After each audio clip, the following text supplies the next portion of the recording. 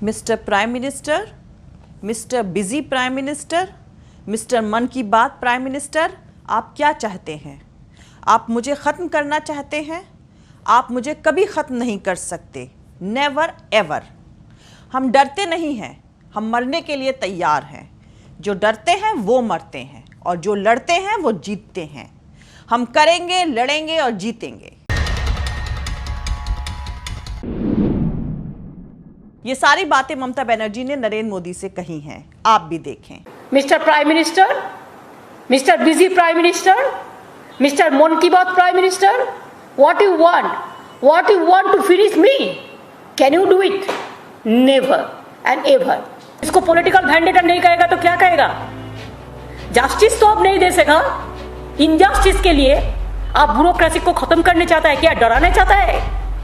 हम डरते नहीं, हम मरने के लिए तैयार है लेकिन हम डरते नहीं है। जो डरते हैं वो मरते हैं और जो लड़ते हैं वो जीतते हैं। हम करेंगे, लड़ेंगे, जीतेंगे। और जो कवर्डाइज है वो डरते हैं, हम डरते नहीं है। प्रधानमंत्री नरेंद्र मोदी की तरफ से बुलाई गई बैठक में ममता बनर्जी के देर से पहुंचने और दस्तावेज सौंपने के बाद वहां से फौरन निकल जाने का मामला तूल पकड़ता जा रहा है। आपको बता दूं, नरेंद्र मोदी 28 मई 2021 को कलाईकुंडा की यास चक्रवात के मद्देनजर बैठक कर रहे थे। इस बैठक के बारे में जो बात काफी तूल पकड़ रही है वो है पश्चिम बंगाल की चीफ मिनिस्टर ममता बनर्जी का उस बैठक में नहीं पहुंचना। ममता बनर्जी ने राज्य के चीफ सेक्रेटरी अल्पन बंदोपाध्याय के साथ नरेंद्र मोदी से झटके में मुलाकात करी, राज्य यानी स्टेट को हुए नुकसान की रिपोर्ट सौंपी और फौरन निकल गई। मोदी सरकार ने इस वाकये के बाद पश्चिम बंगाल के चीफ सेक्रेटरी अल्पन बंदोपाध्याय को दिल्ली बुलाने का हुक्म जारी किया, जबकि कुछ ही दिन पहले ही बंदोपाध्याय को मोदी सरकार ने एक्सटेंशन दिया था। दरअसल आलापन बंदोपाध्याय को डेपुटेशन पर दिल्ली बुलाने के फैसले को लेकर एक बार फिर मोदी सरकार और ममता बनर्जी सरकार आमने सामने है। मोदी सरकार ने बीती 28 मई को एक लेटर भेजकर चीफ सेक्रेटरी को 31 मई 2021 को दिल्ली में कार्यभार संभालने को कहा, लेकिन ममता बनर्जी सरकार ने उनको रिलीज नहीं करने का फैसला किया और गेंद मोदी सरकार के पाले में डाल दी। अब ममता बनर्जी ने कहा है कि मोदी सरकार के लेटर लिखने से पहले ही आलापन ने रिटायरमेंट ले लिया था और अब आलापन को 3 साल के लिए चीफ मिनिस्टर ममता बनर्जी का नया मुख्य सलाहकार अपॉइंट कर दिया गया है। दरअसल आलापन बंदोपाध्याय 31 मई 2021 को रिटायर होने वाले थे, लेकिन मुख्यमंत्री पद की शपथ लेने के बाद 10 मई को ममता बनर्जी ने कोरोना महामारी के चलते मोदी सरकार को खत लिखकर चीफ सेक्रेटरी को 3 महीने का एक्सटेंशन देने का अनुरोध किया था। उनके लेटर के बेस पर 24 मई 2021 को मोदी सरकार ने इसकी इजाजत भी दे दी थी, लेकिन उसके बाद चक्रवाती तूफान यास से हुए नुकसान का जायजा लेने के लिए प्रधानमंत्री नरेंद्र मोदी ने जब कलाईकुंडा एयरबेस में एक रिव्यू बैठक बुलाई तो उसमें ना तो चीफ मिनिस्टर ममता बनर्जी ने हिस्सा लिया और ना ही चीफ सेक्रेटरी आलापन बंदोपाध्याय ने। उस वक्त बीजेपी ने इन दोनों पर प्रोटोकॉल के वायलेशन का इल्जाम लगाया था। वैसे ममता बनर्जी उस बैठक में करीब आधे घंटे की देरी से पहुंची थी और प्रधानमंत्री नरेंद्र मोदी को नुकसान के बारे में रिपोर्ट सौंपकर वहां से दीघा रवाना हो गई थी। लेकिन उसके कुछ देर बाद ही मोदी सरकार ने चीफ सेक्रेटरी को डेपुटेशन पर 31 मई 2021 को दिल्ली पहुंचने का फरमान जारी कर दिया। इसके बाद से ही एडमिनिस्ट्रेटिव और सियासी हलकों में यह बहस का मुद्दा बना हुआ है।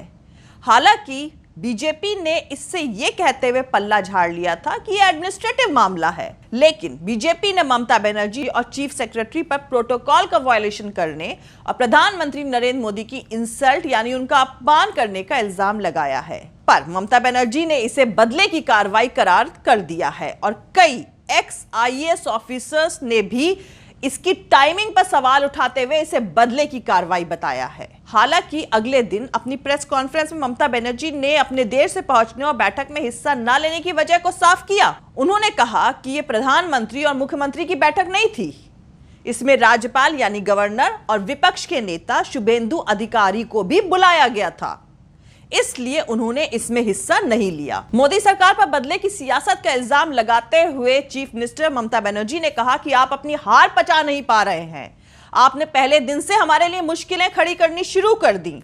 चीफ सेक्रेटरी की क्या गलती है? कोविड-19 के दौरान मुख्य सचिव को बुलाना दिखाता है कि मोदी सरकार बदले की राजनीति कर रही है। बीजेपी ममता बनर्जी पर पीएम मोदी की इंसल्ट करने का इल्जाम लगा रही है, लेकिन गुजरात के चीफ मिनिस्टर रहते हुए नरेंद्र मोदी भी प्राइम मिनिस्टर के साथ मीटिंग से गैर हाजिर रह चुके हैं। साल 2013 में मुजफ्फरनगर दंगों के बाद मनमोहन सिंह ने नेशनल इंटीग्रेशन काउंसिल की मीटिंग बुलाई थी, जिसमें तब गुजरात के चीफ मिनिस्टर नरेंद्र मोदी ने हिस्सा नहीं लिया था। बीजेपी के छत्तीसगढ़ के उस वक्त के सीएम रमन सिंह भी इस मीटिंग में नहीं पहुंचे थे। और साल 2013 में ही प्रधानमंत्री मनमोहन सिंह के लाल किले से दिए गए भाषण के बाद गुजरात के कच्छ में नरेंद्र मोदी ने उनके भाषण की आलोचना के दौरान कहा था, टीवी चैनल मीडिया बता रहे हैं कि ये पीएम मनमोहन सिंह का आखिरी भाषण है। वो कह रहे हैं उन्हें बहुत दूर जाना है, वो किस रॉकेट पर बैठकर दूरी तय करना चाहते हैं। तो अब आपको बता दूं कि इसी तरह मुंबई हमले के दौरान भी नरेंद्र मोदी ने अपनी सियासी रोटियां सेकी थी। 28 नवंबर को जब सिक्योरिटी फोर्सेस की कार्रवाई चल रही थी, तब नरेंद्र मोदी मुंबई के होटल ओबरॉय के पास एक प्रेस कॉन्फ्रेंस करके मनमोहन सिंह को क्रिटिसाइज कर रहे थे।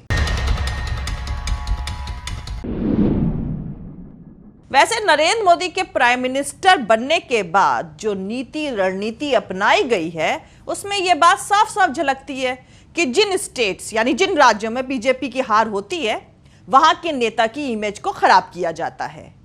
इसमें खास बात यह है कि जहां चुनावी जंग मोदी बनाम लोकल नेता की होती है, वहां बीजेपी उस नेता के पीछे पड़ जाती है ताकि उसकी इमेज खराब हो जाए। और उसके साथ ही इसे इस तौर पर भी देखा जाना चाहिए कि जहां जहां बीजेपी को विधानसभा चुनाव में जीत नहीं मिलती है, वहां वहां वो अपने प्रतिनिधियों, अपने रिप्रेजेंटेटिव्स के जरिए शासन चलाना चाहती है। हारने के बाद भी हुकूमत करने का यही नुस्खा टकराव और प्रोटोकॉल के वायलेशन की वजह अब वेस्ट बंगाल में बन रहा है। दरअसल मोदी सरकार की खुल्लम खुल्ला पॉलिसी यही है कि अगर किसी स्टेट की सरकार उनको क्रिटिसाइज कर रही है तो उसकी बाह मरोड़ी जाए। बीजेपी का ये जो डबल इंजन की सरकार का नारा है, वो उसी पॉलिसी का हिस्सा है। अगर राज्य की सरकार बीजेपी या उसके गठबंधन की नहीं है, तो वहां दी जाने वाली फाइनेंशियल मदद को रोक दिया जाता है। इसी पॉलिसी का दूसरा अहम पहलू यह है कि जहां जहां बीजेपी को हार मिली है, वहां उसकी दो रणनीतियां देखी जा सकती हैं। पहले तो उसकी यह साजिश होती है कि किसी तरह चुनी हुई बहुमत से बनी सरकार को गिरा दिया जाए। मध्य प्रदेश और पूर्वोत्तर इसका एग्जाम्पल है। राजस्थान में भी बीजेपी की कोशिश नाकाम हुई, लेकिन तलवार वहां अभी भी लटक रही है। बीजेपी की दूसरी पॉलिसी यह है कि अपने प्रतिनिधियों, अपने रिप्रेजेंटेटिव्स के सहारे हुकूमत करने की। जैसे दिल्ली में कानून बनाकर वहां के एलजी को एक चुनी हुई सरकार के ऊपर सवार कर दिया गया है। और यह भी सबको पता है कि जम्मू कश्मीर में बिना चुनी सरकार के राज करने की पॉलिसी अब तो काफी लंबी हो चुकी है। पश्चिम बंगाल में राज्यपाल जगदीप धनखड़ खुलेआम विरोधी नेता की तरह बयान देते रहते हैं। रोजमर्रा के सरकारी कामों में उनके खुले इंटरफेरेंस पर काफी विवाद होता रहा है। पश्चिम बंगाल के चीफ सेक्रेटरी अल्पन को दिल्ली आने का फरमान जारी करना भी इसी का नतीजा है। बीजेपी की पॉलिसी है कि अपने बेसिक प्रीमाइसेस वाले राज्यों के वोटर्स को ध्यान में रखकर बाकी राज्यों में भी उन पॉलिसीज को लागू किया जाए, जो उनके लिए वोट हासिल करने का जरिया बन सके। और यही वजह है कि बीजेपी का पूरा नेटवर्क इस बात के कैंपेन में लगा है कि पश्चिम बंगाल दूसरा कश्मीर बन रहा है। इतनी जबरदस्त हार को एक्सेप्ट करने के बजाय वहां राष्ट्रपति शासन लगाने की बात करी जा रही है। भाजपा वहां भी कश्मीर की तरह उत्तर बंगाल और कोलकाता का झगड़ा लगाते हुए देखी जा सकती है। कुल मिलाकर बीजेपी अपने इस रवैये से उन स्टेट्स में यह पैगाम देने की कोशिश कर रही है कि अगर सेंटर की तरह स्टेट में भी बीजेपी की सरकार ना हुई तो कितना नुकसान हो सकता है। जय हिंद, सत्यमेव जयते, अल्लाह हाफिज।